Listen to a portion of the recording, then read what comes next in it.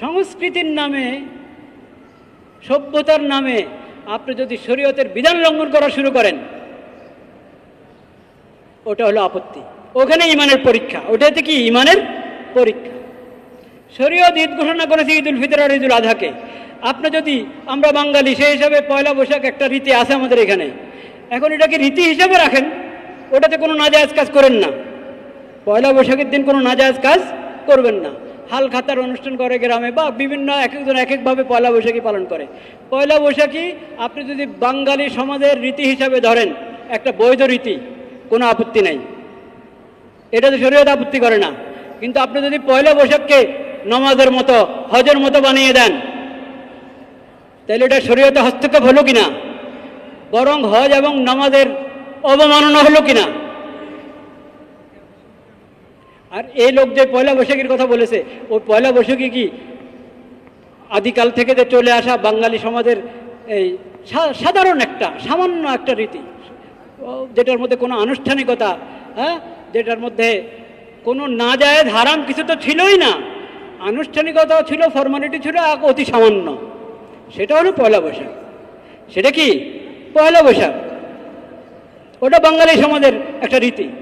কিন্তু পয়লা বৈশাখকে যদি আপনি ঈদুল ফিতরের মতো বানান, ঈদুল আজহার মতো বানান, জায়েজ হবে? হারাম। আর যদি এটাকে নামাজ আর হজ বানান, তো আরো বড় হারাম। হারাম মানে এগুলো কুফর, স্পষ্ট কি কুফর।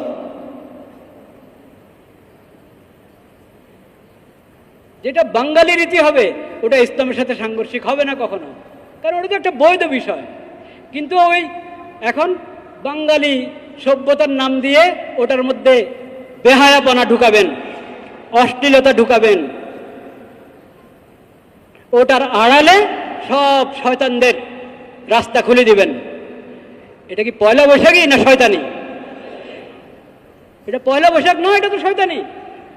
আরে সব ধরনের অশ্লীলতা আর শয়তানি যুক্ত পয়লা বৈশাখীকে তুমি মিলাচ্ছ ইসের সাথে, ইসলামের ইবাদতের সাথে। নাউযুবিল্লাহ।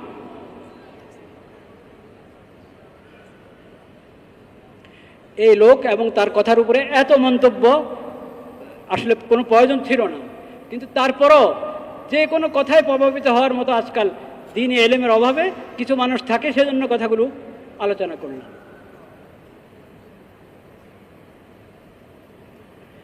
আরেকটা কথা মনে রাখি, ঈদ এটা এটা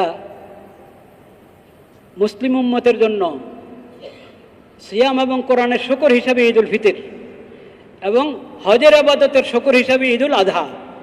হজের আবাদতের শুকর হিসাবে কি ঈদুল আজহা। আরও অনেক তাৎপর্য আছে।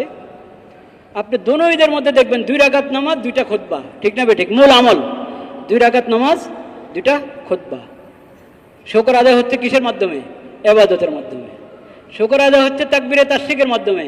আল্লাহু আকবার, আল্লাহু আকবার, লা ইলাহা ইল্লাল্লাহু, আল্লাহু আকবার, আল্লাহু আকবার, লিল্লাহিল হামদ। তাহলে কোনো শিরকি কথা মুসলমানদের ঈদে আসতে পারে? কোনো শিরকি আচরণ মুসলমানদের ঈদে আসতে পারে? কোনো অশ্লীলতা মুসলমানদের ঈদে আসতে পারে? পারে না। এখন যে সভ্যতার কোনো আচরণ, কোনো আচার অনুষ্ঠানের মধ্যে অশ্লীলতা আছে, শিরিক আছে, সেটার সাথে উম্মতে মুসলিমের কোনো সম্পর্ক থাকা সম্ভব? অসম্ভব।